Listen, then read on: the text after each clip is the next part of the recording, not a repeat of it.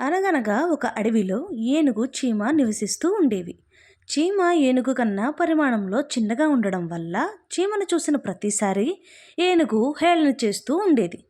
ఏనుగుకి గర్వం బాగా పెరిగిపోవడం మొదలైంది.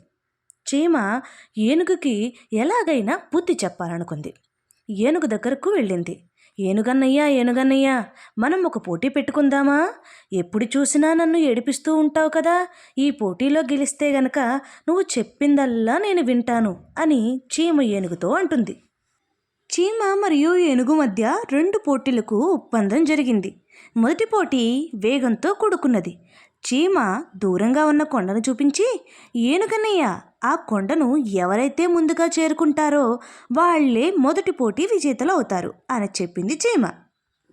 పోటీ సంగతి అలా ఉంచు, నేను పరిగెత్తే సమయంలో నా కాళ్ళ కింద పడి నలిగిపోతావేమో చూసుకో అని హేళన చేస్తుంది ఏనుగు.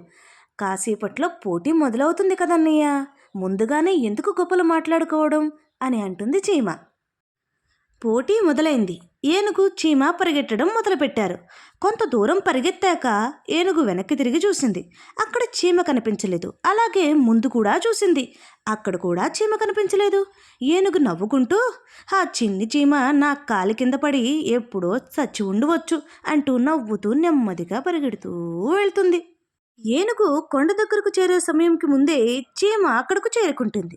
అదేంటి, నువ్వెలా ముందొచ్చావు, నువ్వు చచ్చిపోలేదా అని అంటుంది ఏనుగు. అదా సంగతి, నేను చనిపోయాననుకుని నువ్వు నిదానంగా తాపీగా పరిగెత్తుకుంటూ వచ్చుంటావు. కానీ నేను గెలవాలనే పట్టుదలతో ఒక్క నిమిషం కూడా వృధా చేయకుండా పరిగెడుతూనే ఉన్నాను. కోపంతో రగిలిపోయిన ఏనుగు, అప్పుడే గెలిచాను అని సంబరపడిపోకు.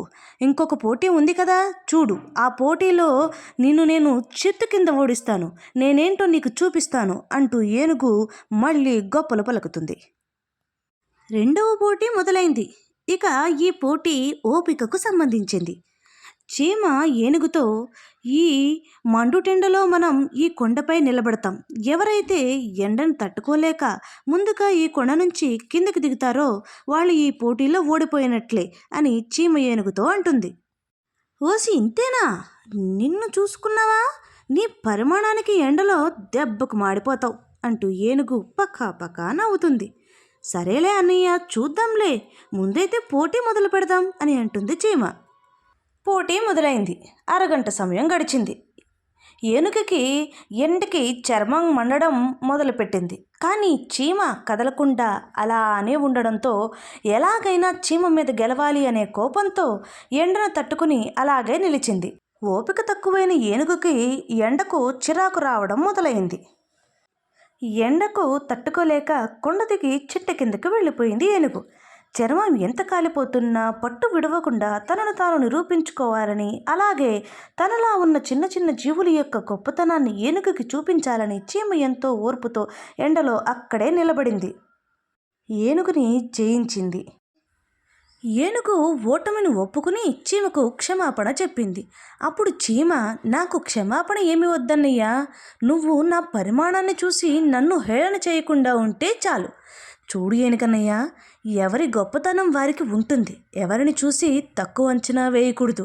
ఇది నీకు తెలియచేయాలని నేను ఈ పోటీలను పెట్టాను అని అంటుంది చీమ. మనకన్నా ఎవరైనా ఏ విషయంలో అయినా తక్కువగా ఉన్నారని వాళ్ళను చూసి హేళన చేయకూడదు. ఎందుకంటే వారిలో మనలో లేని ఏదో ఒక గొప్ప గుణం ఉండొచ్చు. అలాగే గొప్ప బలం కూడా ఉండొచ్చు. ఎవరిని చూసి తక్కువ అంచనా వేయకండి. ఇదే ఈ కథ యొక్క సారాంశం. నచ్చితే లైక్ చేయండి, షేర్ చేయండి, సబ్స్క్రైబ్ చేయండి. అందరికీ నమస్కారం.